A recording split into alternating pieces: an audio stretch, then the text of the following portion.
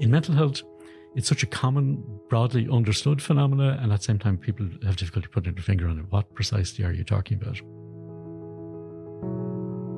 Hello and welcome to another episode of the HSE Talking Health and Wellbeing podcast. My name is Fergal Fox, and today we're talking about mental health promotion and the work of Mental Health Ireland with Martin Rogan. Now, before we get into that, I'd like to thank you as always for listening to our podcast and ask if you'd like to get in touch with us with a suggestion or feedback, please send us an email to healthandwellbeing.communications@hse. That email is in the podcast information wherever you're listening to this. And please, we'd encourage you to share this podcast with a friend or family member that you think may be interested. So, today we're talking to Martin Rogan. Martin, you're very welcome.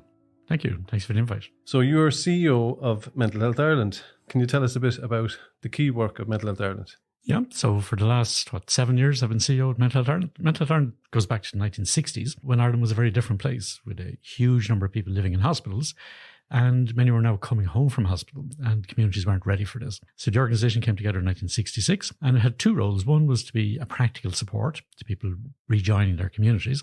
And that was sometimes around housing, around social connection, around employment. But a wider piece then is around promoting positive mental health and well-being.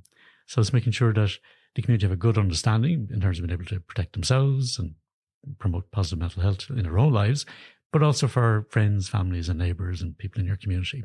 So we have two major roles in that space, but we also have a large role in terms of providing training and education. I suppose one of the things we're trying to promote in the space of mental health is understanding, in two senses. One being a technical understanding of mental health, but also an empathetic understanding. So we do a lot of work with local communities, with fellow NGOs, with businesses and state organisations, providing training and awareness around mental health issues.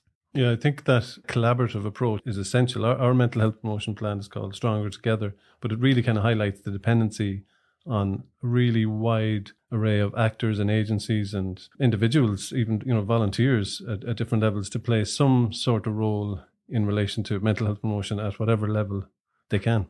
Yeah, I think we fairly early on discovered that mental health promotion is not a solo pursuit. There's lots of things an individual can do. You take the Ottawa Charter approach about strengthening individuals, strengthening communities, and then removing barriers. But I think we can achieve a lot more when we collaborate, and particularly when we collaborate with non-traditional actors. At the moment, we're working with the Department of Health in relation to the National Mental Health Promotion Plan.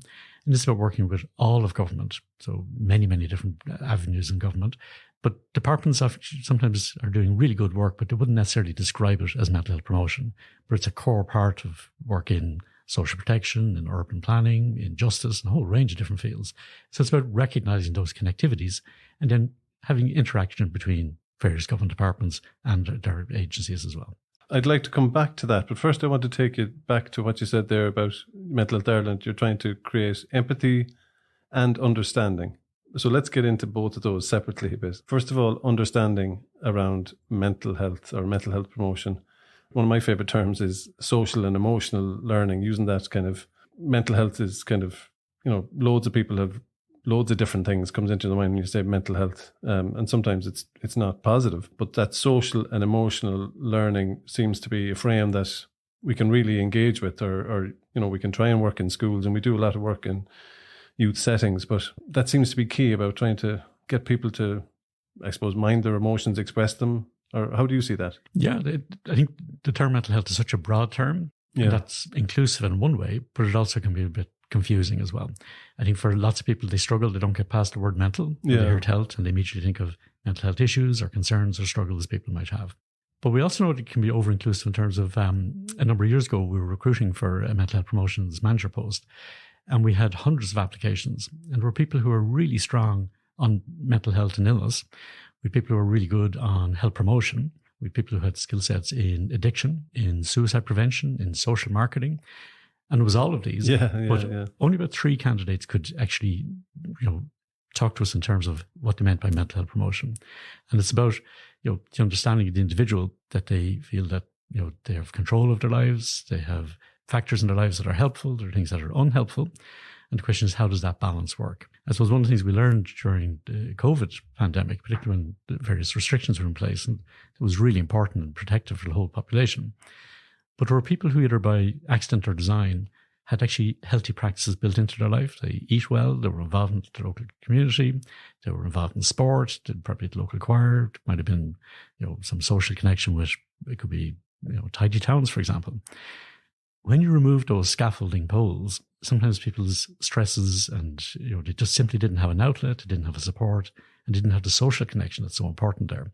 And like a scaffolding, you can remove one pole, you might get away with that, and you might get a second one away. But when you take them all away, the structure collapses. Yeah, I think that's a great analogy. And it was nearly like a surprise to some people. It certainly was like, what is wrong? Why am I annoyed? Why am I head wrecked? Or whatever the term you might use. But people were frustrated during that COVID. And I hear the term used a lot, protective factors for mental health. And that's like the scaffolding you're talking about, isn't it? Yeah. And oftentimes they're very subtle. They are social relations, their hobbies, their sports, their interests, their music or reading, wherever it might be. We always encourage people to have a utility belt when it comes to your mental health. Don't just have one weapon in your arsenal. Yeah. It's about some days, I need solitude. Other days I need social action. Sometimes it's activities. Sometimes I need more rest. I need to be careful around drugs and alcohol, wherever it might be. But I suppose sometimes what we often refer to as mental illness is when people keep pressing the same rescue button all the time and go back to their preferred coping mechanism. And it'll work for them a lot of the time, but it won't work all of the time. And that's when people find they find themselves in difficulty. So how would you think, in your sense, in working in Mental Health Ireland, how do you think we're faring after COVID? How do you think we're bouncing back, or is that a fair term to even use? I think we've done remarkably well. I suppose, like at a population level, when people have been traumatized, it could be a conflict, it could be a weather event, for example. There's kind of a collective amnesia comes in. Yeah. Like when we look back over the last number of years, it's almost like, was this a science fiction that I was miscast in somehow? It seems very unreal.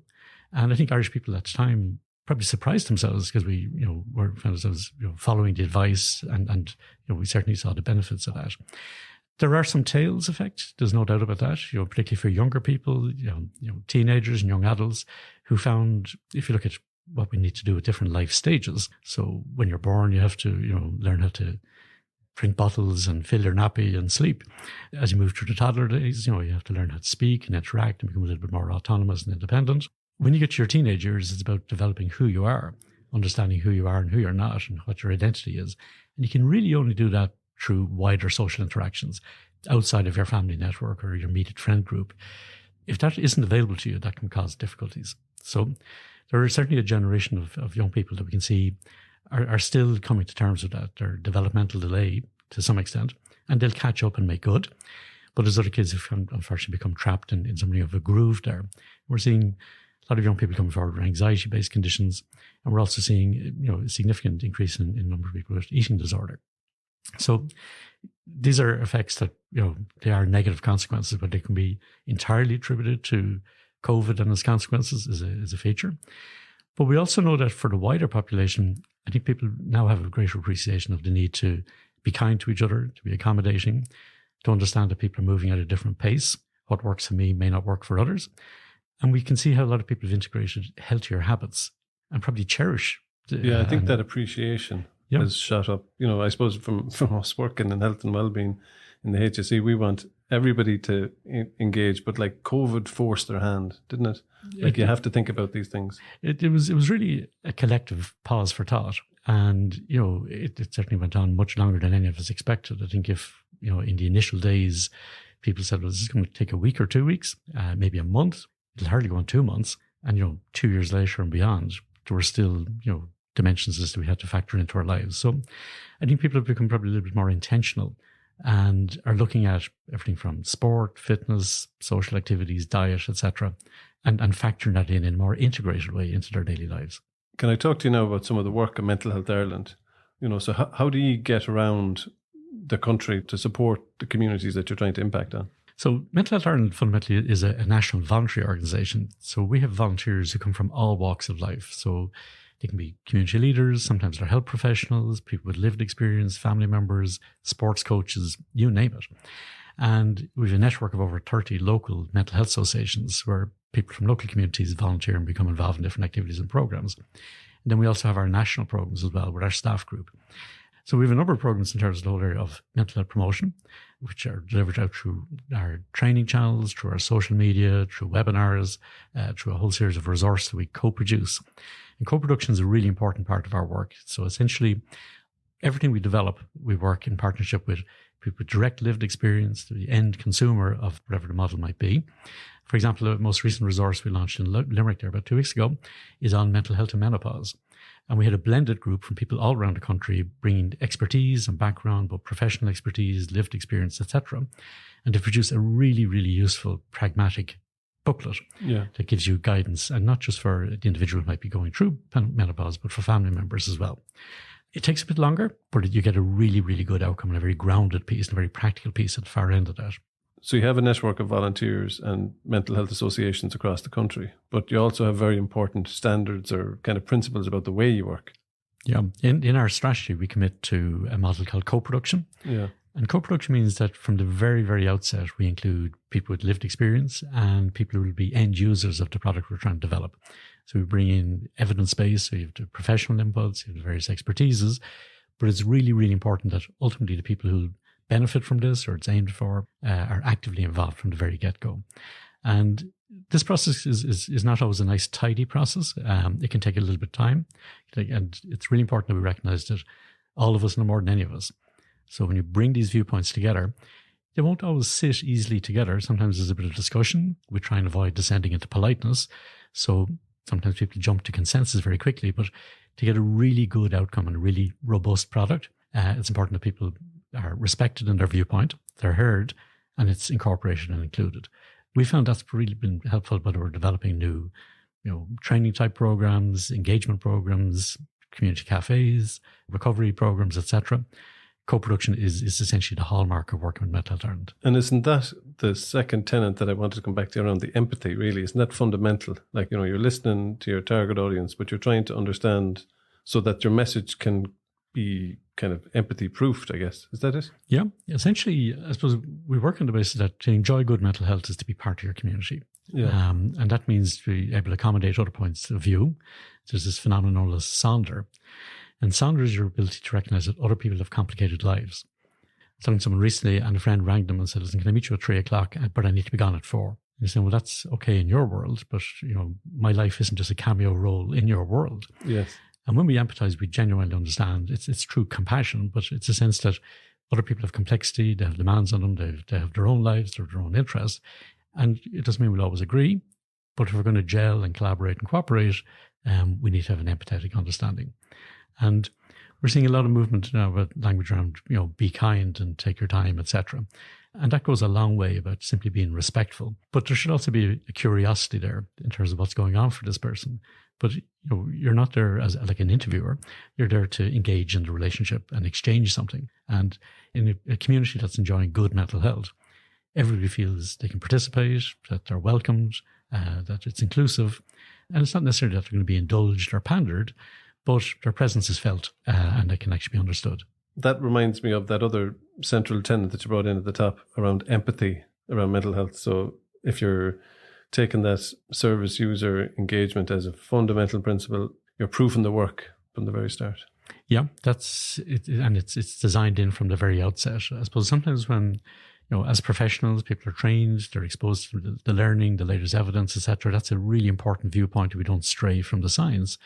But it's a human interaction as well, and it has to live in the real world. And in a healthy community where people can enjoy good mental health, there's an empathetic understanding that we accommodate other people's views. We don't necessarily surrender to those views. We don't have to convert people to our viewpoint. But there's a genuine recognition that other people have different approaches, different values, different experiences that they bring to the frame. Sometimes as professionals, when we work with people who are, emotionally charged or in difficulty or whatever, you can use empathy. But if you're doing that all day, you can exhaust that, like a sense of compassion fatigue. A friend of mine refers to it as running on empty as opposed to running on empathy. And when we have volunteers who have other roles and other backgrounds, they can bring a freshness into the conversation and a new viewpoint that is really, really helpful. It gives a very rich tapestry in terms of the experience of individuals with lived experience of mental health needs, their family members, their professionals there, and their community leaders as well. So you're getting a very rich blend when you co-produce. And that's the model we're very keen on in Mental Health Ireland. I saw you taking that principle into a resource I saw on the Mental Health Ireland website around the workplace. It's a setting we're obviously interested in. In episode 17, we spoke to Biddy O'Neill about the Healthy Workplace Framework. But your resource talks about taking a mental health approach to health and wellbeing in the workplace, but also engaging with people in that workplace to kind of set up some sort of a baseline or understand from your target audience. Yeah, we worked with employers in a whole range of different areas, sometimes responding to requests for training and updates, etc., and staff development and staff well-being as well, and that's a really important part of our work. But I suppose if you think of in Ireland today, we're essentially at full employment. And for many people, half of their waking life is in work, and sometimes a lot more than that. And I suppose over the last number of years, we've seen from a health and safety point of view that people have ergonomic, desks and high-low desks and nice comfortable seating and how you use your keyboard.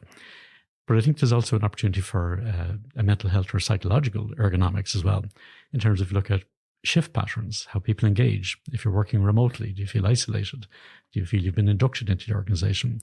If you have a concern, how's that heard and addressed? The risks of rust out where people are being underutilized. Particularly, we've really enjoyed in Ireland over the last number of years, a big influx of people who are highly, highly skilled coming into our economy. Oftentimes, they're not using their skill set and their full training in the roles they take in Ireland. So rust out is a real risk, and obviously burnout where people are overextended and overstretched. So mental health in the workplace is really important. For World Mental Health Day last year, we launched our webinar and indeed a free booklet, which is a full resource for employees and employers. Because I think employers recognize, in a competitive workspace, if yours isn't a happy workspace, your staff will simply move on. But also from a productivity point of view, if staff enjoy their work, get to use their skills, have a sense of gamification and challenge, they're much more likely to stay engaged and deliver the best aspect of themselves. One of the terms I liked from that was that kind of you're looking at the psychosocial risks in the workplace, and that's really what you're talking about there. Some of that stuff that the people might have just accepted beforehand, this is tough, just grind down and grit your teeth and get on with it. There can be a kind of a sense of frog boiling that goes on in workplaces at times. Sometimes say, well, that's just the way it is here. And does it have to stay that way? And it's a bit disappointing if people settle for, the lowest common denominator rather than the highest common factor. So, if you look at all of your staff, and it's not just the executive suite or the management team or wherever it might be, but it's that are all staff members valued in the organization? And is their viewpoint heard? And can they contribute to their fullest extent? You can get lots of dynamics entering into a workspace, and even places that start off really dynamic and healthy and enthusiastic can become cynical, can become locked in, can become trapped in tradition. And, that's the way we do things around here. And we've actually seen environments where, even though they appear to be recruiting, they're not welcoming and they can't integrate new staff members who bounce off the organization and move elsewhere. So if people don't get that sense of belonging and a sense of ownership of what they're doing, they'll simply move forward. Yeah, I suppose it's so important to support the managers on an ongoing basis as well, to have that induction culture evolving. Isn't that really what we need as evolution on an ongoing basis? And it's really important too from a manager's perspective too, is that, some managers appear to have a natural affinity and are alert to human needs and family dynamics and things that are going on for people, or perhaps someone who's had a bereavement recently that's accommodated somehow.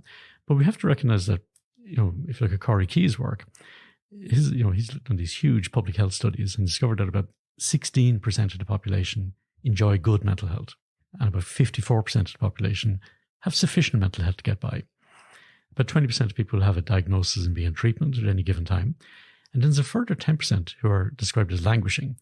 And languishing means life is difficult, awkward, probably a bit argumentative, a bit truculent. You're not ill, but you can be difficult to be around. And when Corey Keyes did these studies in industrial and rural areas and developed countries and emerging economies, he pretty well found the same distribution curve. What he wasn't expecting when he repeated the studies in the States, with the same cohort of people 10 years later, he still found a 16, 54, 20, and 10, but the membership changed. So basically the lesson is, because you're enjoying good mental health today, that doesn't mean you got lifelong membership. Yeah. Or equally, if you're languishing, you don't have to languish in languishing. So this is very dynamic. So if you're not experiencing a significant mental health need right now, it's simply not your turn today. But over your life course, you can expect to have a phase of your life where things are difficult, and you need to know, how do I protect myself from this? How do I respond to it? And who are the people I can reach out to who can genuinely help me with this? Yeah.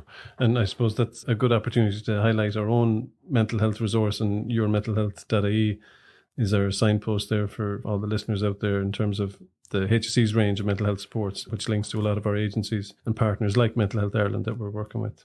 I'd like to take you back into the kind of broader piece. You mentioned working with the Department of Health around their mental health promotion work, and My understanding is that you're building on the frame that we have for the Stronger Together Mental Health Promotion Plan, the HSE, but you're looking to see how other government departments can support mental health promotion. And you were suggesting at the outset that some of them are doing it without even seeing they're doing it, or it doesn't have the mental health promotion name on it, but it is pure mental health promotion. So if you look at the National Mental Health Promotion Plan, and it's a confluence of 3 different mandates, if you like. So Sláintecare suggests there needs to be a National Mental Health Promotion Plan, as does Connecting for Life, as does Sharing the Vision, and Healthy Ireland. So where all these intersect. Yeah. So we've been working with our colleagues at the Department of Health. Isn't mental health promotion a real fundamental when you think of it, like the confluence of those 4 massive health strategies, that they're kind of, by virtue of that even, it's like nothing before mental health. Mental health is fundamental to your well-being. And I think for far too long, whether it's a Descartes approach or we separate the mind from the body or whatever, but there was always a view that mental health was somehow different. Yeah. So there's health promotion, and then there's another kind of subspecies called mental health promotion. And if you look at a lot of the strategies that are good for your physical health in terms of exercise and sleep and diet, etc., a lot of these transpose into mental health, but there's other elements as well. But I think separating them out, if you look, for example, in the States, in the last number of years, they've lost 3 years in life expectancy. And the things that are attributable to all have a mental health basis. So it's drug and alcohol use, it's homicide and suicide and obesity. So if people enjoy good mental health, they're much more amenable and much more receptive to physical health messages. But if your self-esteem is low and your self-regard is low, you're probably more likely to smoke. You're probably not as likely to exercise. You're probably more likely to find yourself in risky relationships, etc. So if people enjoy good mental health, they're more receptive and they're primed for other health behaviours and other health protection. That's why they say that phrase, no health without mental health. No health without mental health. And so it's across that spectrum. I suppose one of the challenges has been, compared with other health strategies, if it's an obesity strategy, you can say, well, show me the measure of that. Is that a weighing scales, or what's it look like? If it's drugs and alcohol, it's either, how you use, are you responsible, etc. If it's sexual health, there's very clear metrics and indices that you can work with, saying, are we making progress here? Are we slipping behind? Where's our challenges?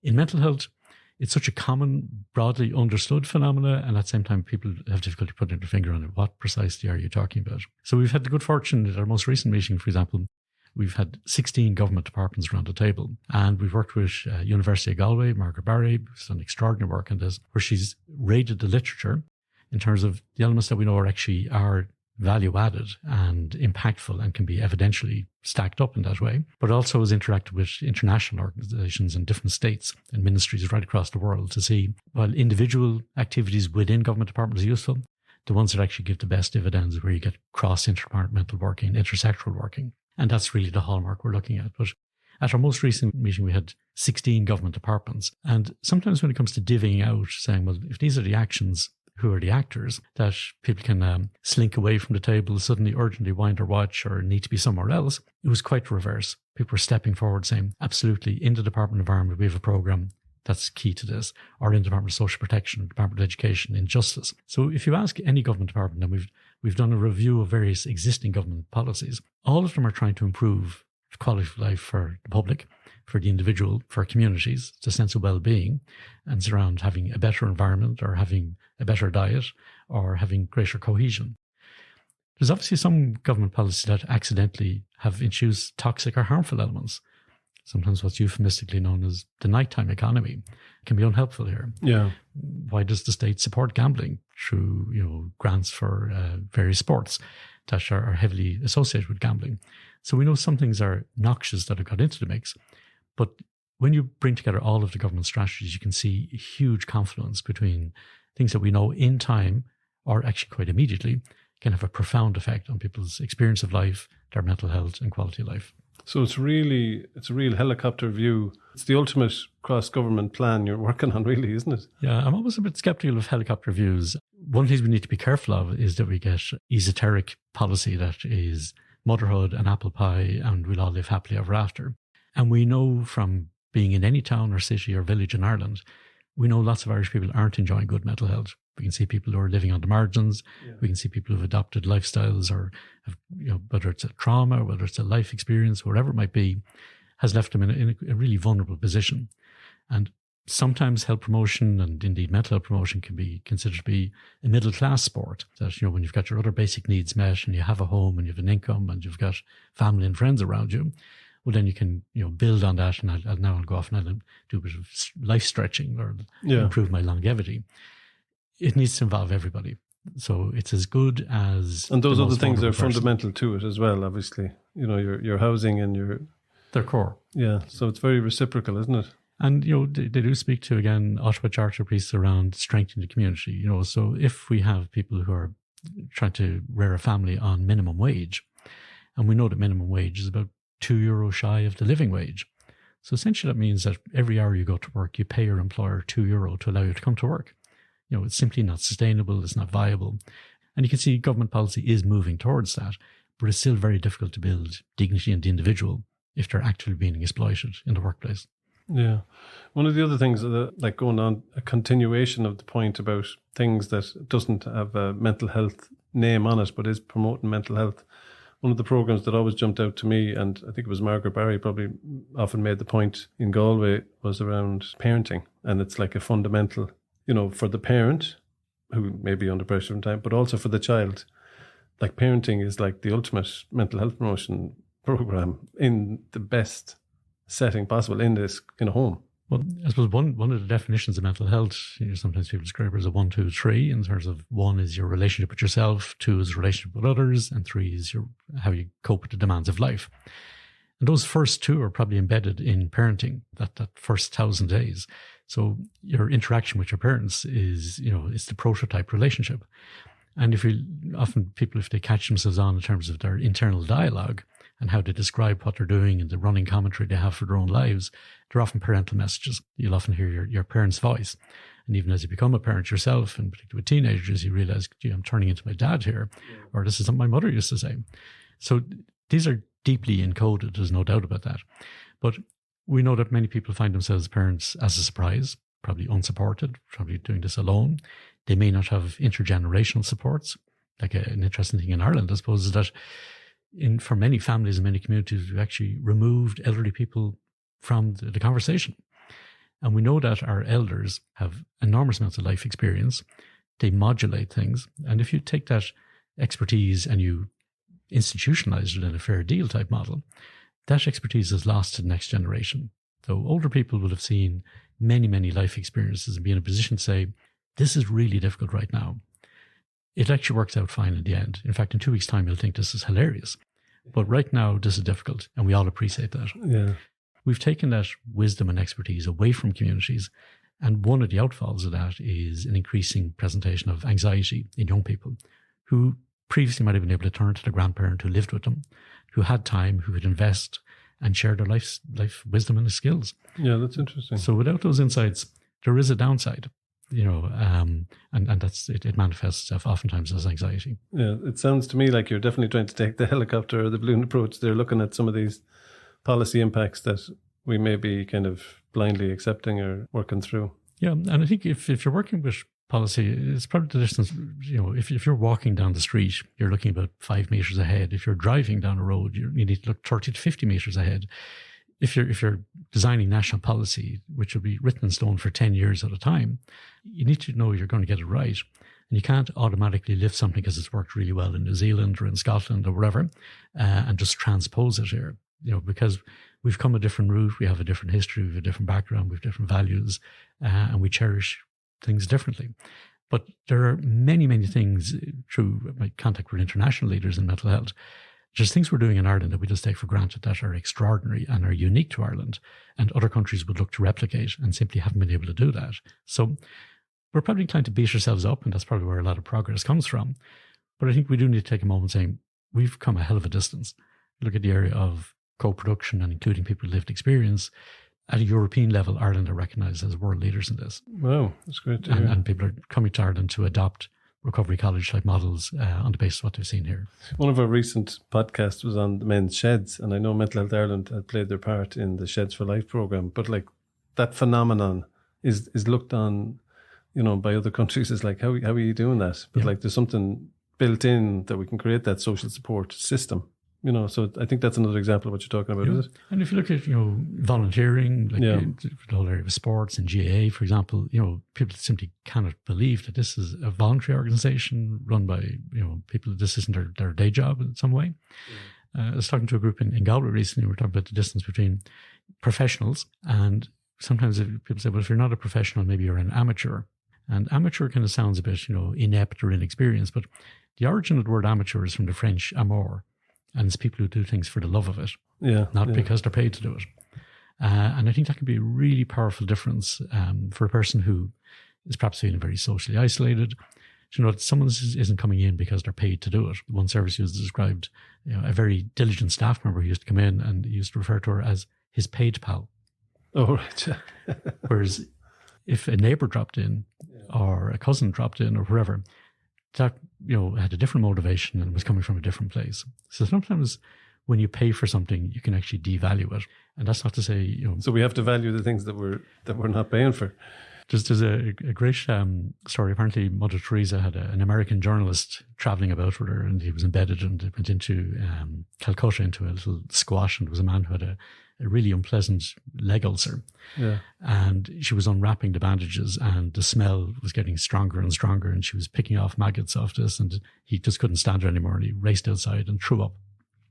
And after about 20 minutes, Mother Teresa came out and he said, "Sister, I don't know how you could cope with that smell." She said, "Oh, yeah, that's all part of it, And she said, "I could not do that for $1 million. And she said, "Neither could I." So there are certain things, if you try and pay for it, you somehow cheapen it. Yeah. And volunteers and the spontaneity of community can be really, really powerful. And we have to be careful as health professionals not to displace that. It's one of the programs where began in Philadelphia, then it came to New York, then to London, and now to Balbriggan. It's a Thrive model where you sit with community and say, what works really well here? And what are the things that are challenging, that are within your gift? And there's been a really positive response to this in terms of promoting mental health that's contextual within the community. Yeah, I've heard about this, but I haven't seen it in action. So it's in Balbriggan in Ireland. We brought it to Balbriggan about 2 years ago as a concept, and Fingal County Council have become involved, and they said, listen, we'd like to be part of this. And they're actually sponsoring a role in terms of the action research around this. But the model originally came from a guy called Arthur Evans, who was the Commissioner of Mental Health in Philadelphia. And if you're in Philadelphia, the center of the city is a really nice place, but you go about a mile or two out of town and it's like a third world country with absolutely shocking infrastructure. And Arthur figured no matter how good a quality mental health service he could create, ultimately people had to go back and live in this community. So he said, there's obviously inherent skill sets in this community I need to understand. So he began to work with non-traditional actors like the police service, the local prison service, ambulance men, educators, you name it, and began to understand what works in this community. And one of the things they used to engage with a wider cross-section of the community, including musicians and art, etc., was to develop these enormous big public murals. So I think there's 1,300 of these murals across, and it's basically we're asking people, what excites you about this? What are you proud about in this area? And what's a challenge for you? So to have these really graphic, they're beautiful. I pieces. think I saw some of them. They really hit the message home, and because they're designed with the community, it sends a really strong signal. Yeah, it's just at a different level. This model then went to New York, where the mayor of New York has a mayor's fund. For every financial transaction in New York, there's what's called a Tobin tax, and it creates the mayor's fund, which is an $850 million fund. So the mayor gave 1% to Thrive New York. And they had 54 fully evaluated programs and projects, which included having mental health champions in schools, training people on mental health awareness, a whole range of different elements. This model has then come to London, where Sadiq Khan invested about 12 million. And they began by doing a big survey saying, "Are you okay, London?" was the question. And people said, "Well, I'm not really feeling great. I'm feeling a bit isolated here. I'm a bit hurried and a bit rushed. How's this going?" But then they actually tweaked it a bit and said, "Are you okay with losing 14 people from London to suicide every week?" So it became a much more challenging question then at that stage. But they have done some really simple and innovative ideas. The simplest one is an idea borrowed from Zimbabwe. They got 2 deck chairs. They got a pizza box. They tore the lid off the pizza box and they wrote "helper" on one piece and "helped" on the other and left it on the 2 deck chairs and then retreated back to see what would happen. And after about 20 minutes, 2 guys sat into the deck chairs And as it turns out, one was a cop and the other was a homeless guy. So they let him chat for a few minutes and then went over and said, guys, we're doing an experiment. We're glad to see you're using our deck chairs. Can you tell us what this is about? And discovered they were having a conversation. And one of them described how he'd had a bust up with his best friend and he felt a bit isolated and was a bit regretful about that. And the other was able to listen to this. As it turns out, the person who was helped was the cop and the person who was the helper was the homeless guy. Oh, flip it. Which wasn't the roles that they'd expected. Yeah. So just creating those little moments for human contact and interaction. And I think we all know London is probably, the best example of a city in the world, but it can be an impersonal place, it can be a bit clinical and a bit removed, but they create a place where people can be seen as human beings. That is a really powerful correlation with good mental health. And I think as we design our cities and our urban space, we need to make sure that the places where people meet are genuinely in the public domain and are not commercial spaces that people happen to meet in. Yeah, we're not looking for foot traffic for the shop. If you look over the last week and find out where did you bump into people, were you in a restaurant, were you in a pub, were you in a supermarket, were you in a shopping centre, or were you in a town square, which is freely available to all? Was it in nature? Was it at an arts event?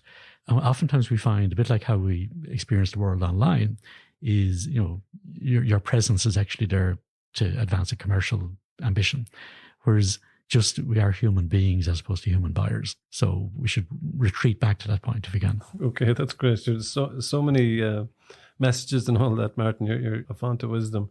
One of the things I wanted to ask you before we finish up is about your work experience. Like, you were in the HSE working in mental health services as an assistant national director for a good few years. And now you're working in recent years, you're CEO of Mental Health Ireland. What's your reflection on that? You know what I mean? You're kind of like, you've been to the puppet show and seen the strings. I suppose in my own career, I began 40 years ago working as a mental health nurse. Then I did general nursing. Then I worked in community mental health. And then I went on a secondment to Mental Health Ireland as a development officer. It was an arrangement between what was then the Eastern Health Board and a number of health boards across the country, where a staff member could be lent for about a 2-year period on a secondment. And I just found that fascinating, just as someone who largely worked in hospital or community settings, but now you're working in a completely different sandbox entirely, where you realize that it's a contact sport, it's a trading relationship. There's lots of partners and expertises out there that you need to tap into. And you don't really have much control over this wave. So you've got to learn how to surf that somehow. And then I came back to work in the health service, worked as a nurse educator, as a nurse manager, and then into a management role as well. So ultimately as assistant national director for mental health.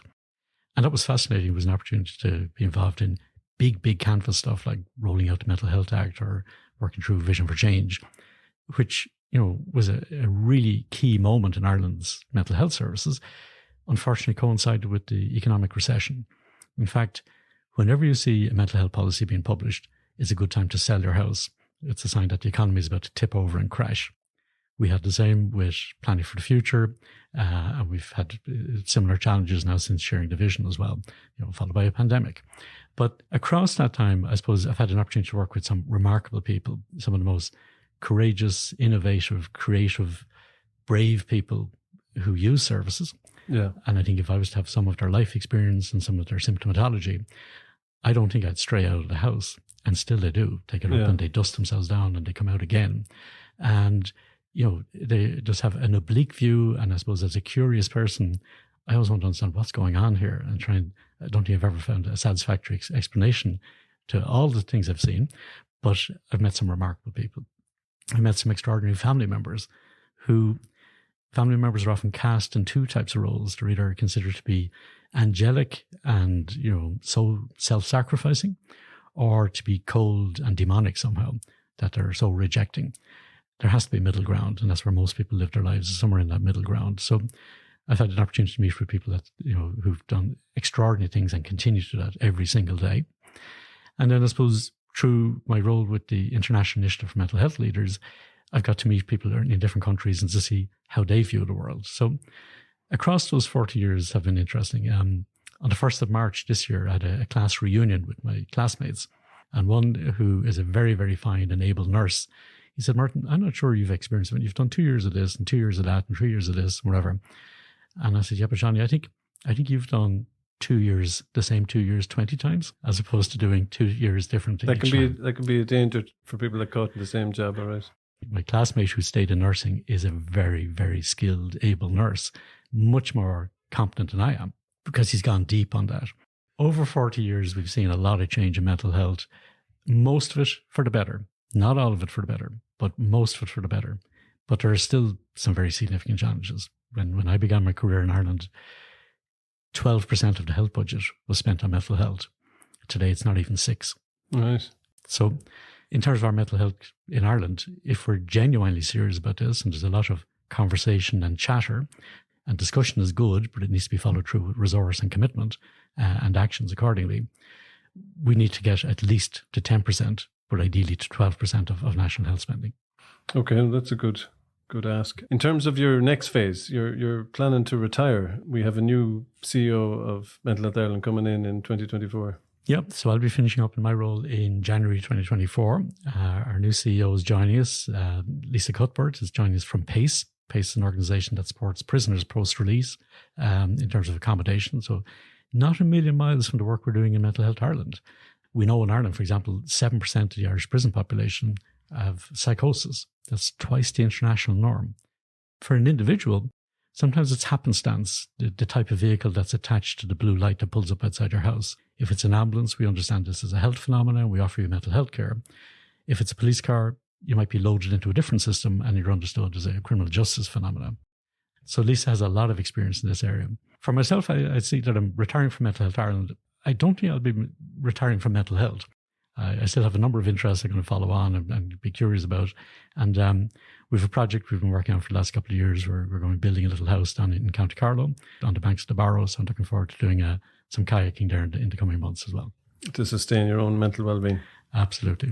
That's a big ask. Well, I'd like to wish you the best of luck with that. Thanks for sharing your views on the podcast here with us today. My pleasure. Thank you. And I'd like to thank you, the listeners, for tuning into another episode of HSE Talking Health and Wellbeing.